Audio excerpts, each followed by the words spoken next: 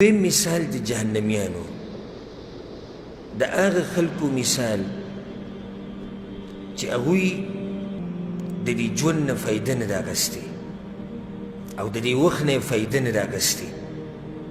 الله سبحانه وتعالی د جهنمیانو تذکره کړې ده په قرآن کې، والذین کفروا لهم نار جهنم. کومو کسانو چې کفر کړی دی هغه به چېرته ځي؟ جهنم ته به ځي. لا يقضى عليهم فيموتوا ولا يخفف عنهم من عذابها.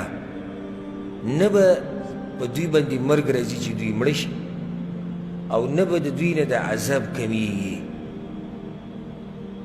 دوی به په داسې سزا کې چې مرګ به پرې نه راځي او نه به ترې الله د عذاب کموي او دوی به چغې وایي په جهنم کې. څه به وایي؟ وهم یصطرخون فیها. او دوی به چغې وایي په دې جهنم کې. څه به وایي؟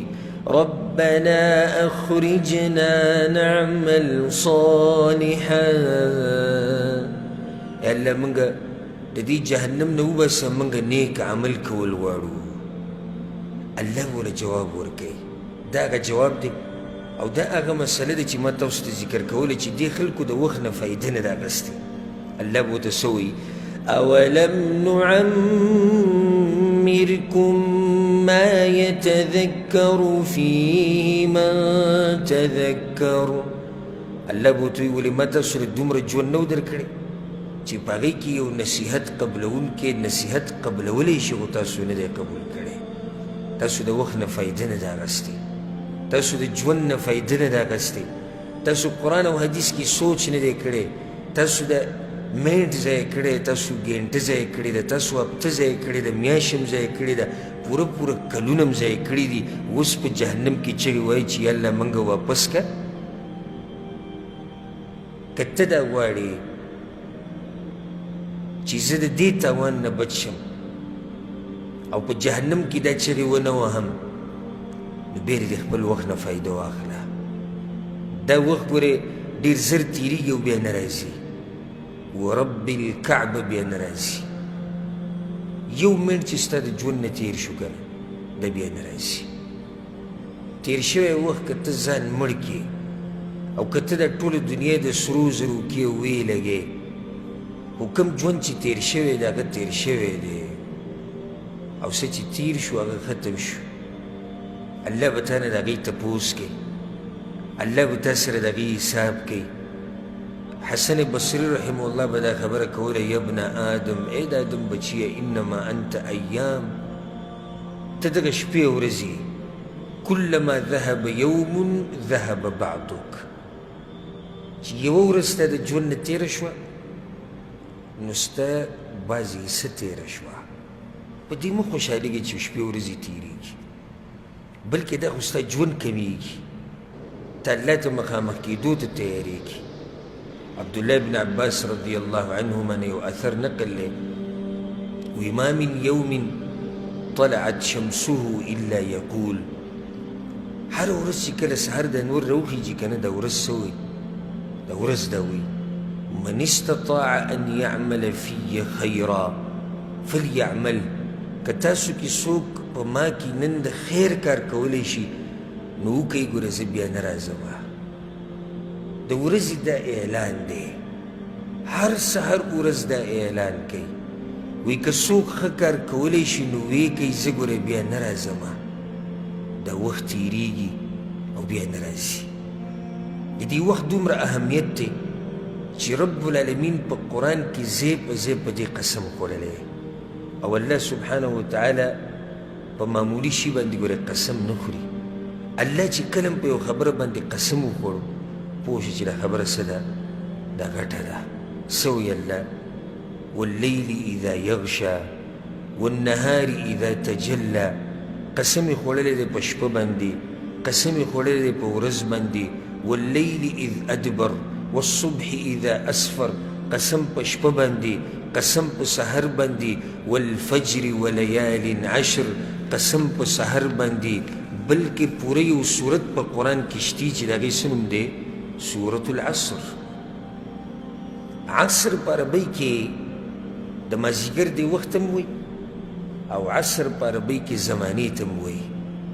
والعصر الله وی قسم دی زما په دې زمانه باندې رب العالمین ولې په زمانه باندې قسم خوري نو بیا پسې یو اهمه خبره کوي څه وایي والعصر ان الانسان لفی خسر قسم می دی په زمانه باندې الله وی انسان په تاوان کې دی زه به تاسو ته یو فایده ذکر کوم او دا ما ذکر کړی م د بار بار دې ملګرو ته ولې الله په زمانه قسم خوري او بیا دا وی انسانان ټول په تاوان کې دي نو جواب دا دی الله وی قسم دې زما په دې زمانه باندې په دې وخت باندې انسانان په تاوان کې دي ځکه چې د دې زمانې او د وخت قدر نه دی کړی د دې دلاسه انسان په تاوان کې دی چې کومه زمانه ول الله ورکړې ده او کوم وخت ول الله ورکړی دی د هغې نه فایده نه ده اخیستې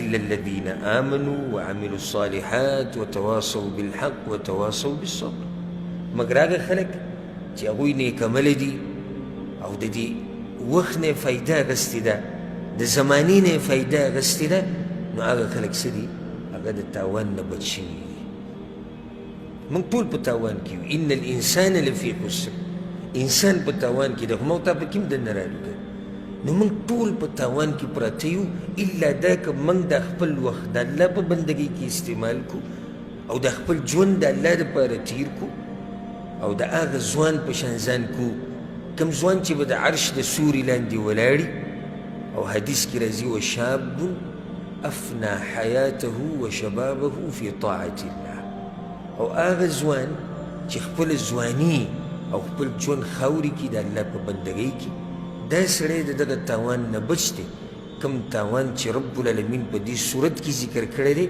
چې انسانان ټول په تاوان کې دي ټول انسانان په تاوان کې دي سوای د هغه چا نه چې د وخت نه فایده واخلي ګوره الله سبحانه وتعالی خپل پیغمبر ته څه وایي فاذا فرغت فانصب والى ربك فارغب ای پیغمبره کله چې ته د دنیوي کارونو نه فارغه شي نو بیا خپل رب له ټیم ورکوه دا وخت هسې مه ضایع کوه فانصب ودرېږه والى ربک فرغب د خپل رب طرف ته بیا توجه وکړه دا وخت مه ضایع کوه زما او ستا د سحر نه د شپې پورې زمونږ منډه د دنیا دپاره او په هغې کې چې بیا کم ټیم موږ ته میلاو شي لږ پکې د دنیا نه فارغه شو نو هغه بیا هسې ضایع کړو په فیسبوک کې او په انټرنیټ کې او په ګپ شپ کې او په ټوغو ټکالو کې او په بازارونو کې به ګرځېدو سره دا نصیحت الله پیغمبر ته کوي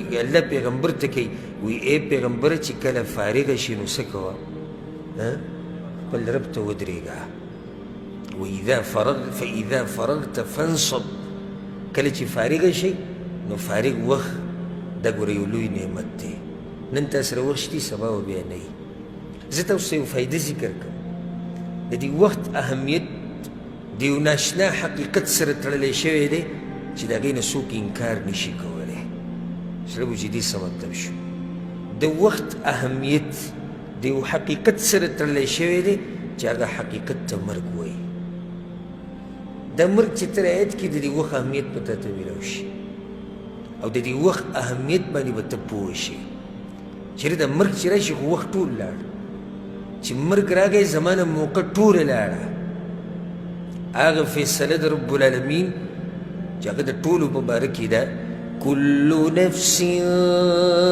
ذائقة الموت هر نفس هر سا والا شی د مرګ سکونکی دی موت به هم سکوي یو ورځ د هغه ګوټ نه مخکې د هغه تریخ ګوټ نه مخکې د دې وخت نه فایده واخلئ بیا به چغې وایي الله څه وایي وانفقوا مما رزقناكم من قبل ان ياتي احدكم الموت او خرچو کوي د الله په لار کې مخکې د دې نه چې په تاسو باندې څه راشي مرګ راشي نو بیا به څه وایي فیقول رب لولا اخرتني الى اجل قریب یا الله وایي که لږ وخت یې ماله نور راکړی څه وخته پورې دې زه په دې دنیا کې پرېښودی ولې دې په دنیا کې څه کول غواړي مزدورۍ دپاره وایي که نه د بچو دپاره که نه هغه پټی تې پاتې شوی دی جیداد تې پاتې شوی دی که نه د کمپنۍ د مزدورۍ دپاره نه نه وی فأصدق وأكن من الصالحين وی چې زه څه وکړم د الله په لار کې خرچي ورکړم او نیک عمله شم نن ما سره او تا سره او زموږ ټولو سره دا موقع شتي چې موږ د الله بندګي وکړو وخت هم شتي بدن هم شتي فارغه وخت هم شتي او ژوند هم شتي